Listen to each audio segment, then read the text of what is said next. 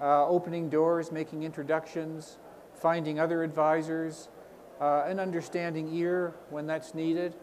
And it sometimes surprises me, but these fairly hard-driven, smart people quite often want somebody to simply chase their tails, to follow up on them and bug them and ask them if they've done things.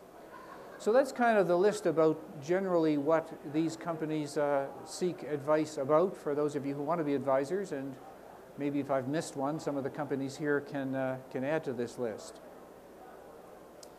So what does a good advisor look like? So for those of you who want to be advisors, check this list, and this is what the advisee should look like. Clearly an area of competence. It's not usual to get advisors that will know everything, although people like myself that have founded a couple of companies generally are fairly broad but not too deep. We've touched most of the issues. So you'll need people that either if it's raising money or going to market or whatever it is, and really based on experience. We can all read the books and sort of repeat what the books say, but generally it's experience that really counts for advisors. And that's both good and bad. Some would say our bad experiences, our failures, can often be better teachers sometimes than our successes. A good questioner and a good listener. I often find that the problem that's presented on the table isn't really the problem, and if you can ask some probing questions and listening to the answers, sometimes you'll chase the problem down to something that's quite different. And so you can end up giving advice on what really is the problem, maybe not what the founder thinks is the problem. A good advisor needs to be collegial, because you'll be certainly working closely with the founder CEO, and in many cases several others. And so you need to be somebody that gets along well with others. And this may make you smile, but diplomatic and seem to buy the CEO's BS when necessary. A lot of these founder CEOs are smarter than average, driven, strong egos, and at times just need to vent on things. And I find it's good just to be able to let them go and not say, no, that's wrong, or you've said enough, or I have the answer, or whatever. Just to, nod sagely, let them vent, and quite often they'll talk themselves into the right answer anyway. So a bit of diplomacy never hurts. Flipping that around, people that won't make very good advisors, to the extent that potential advisors know thyself. If you're a lone wolf or a control freak, that's not going to work very well. If your opinions aren't really based on good hardcore experience, that won't go down very well at all. If you're unable to build trusted and respectful relationships, being an advisor, it will be a fairly close relationship, and if that's difficult for you, then that's probably not going to work very well. And of course, a conflict of interest. If you're working with another company that is a competitor or a near competitor, that's not going to work. So how many advisors? I think there's generally agreement on this. 3 is probably the most you should have. And it's best if you start to build an advisory board one at a time. I recently joined a board where the CEO pulled us all together at the same time, and it's working quite well, but that's taking a bit of a risk that everybody will kind of get along and will have complementary experience and interests.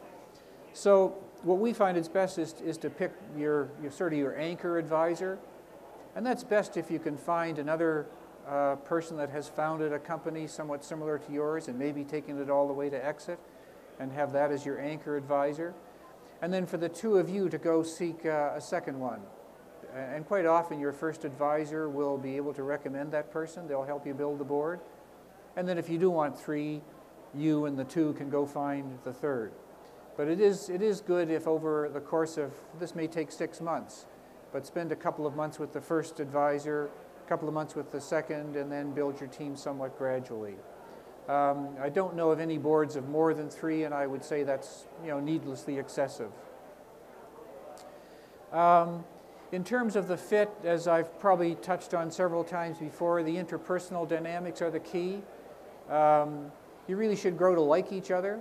I think I can safely say that on the boards that I'm on, meeting some of these folks socially is enjoyable. I don't sort of look at advisor meetings as a chore. And that should apply to the whole group. The whole group ideally should learn to like each other. And that just generally makes things work really well. Acting as a group or as individuals, you can try both, but I think I would say that having a regular monthly meeting is pretty key, and having that face-to-face is pretty important as well. Invariably between the meetings there'll be email, phone calls, and so on, but a regular monthly meeting sort of brings everybody together. It provides a forum for sharing the same information, and certainly the in-present dynamics of solving some of the problems is a great way of doing it. I know there's some, in fact, Vern Harnish that I refer to, he's got a thing on advisory boards, and he has several people all around the U.S. that he taps into. Well, if you've met Vern, he's got a lot of energy and a lot of ideas, and maybe he can make that work. But that takes a lot of travel, ideas, and coordination. So I think the monthly meeting is pretty key. What should meetings be like? There's lots of books written on running good meetings, so I'm not really going to go into that. But one of the key things that I'd suggest is that one of the advisors should act as a coordinator. I think the term chair is a bit lofty, so I use the term coordinator. The founder CEO may offer to do that, and they may do it quite well for a couple of meetings, but they're just too busy. So one of the advisors should really coordinate the meetings. Not a big job, but just simply the normal kind of process stuff, ensuring that that dates are set. And the best time, of course, to set a date is the last thing at a meeting that you're in, when everybody has their calendar out.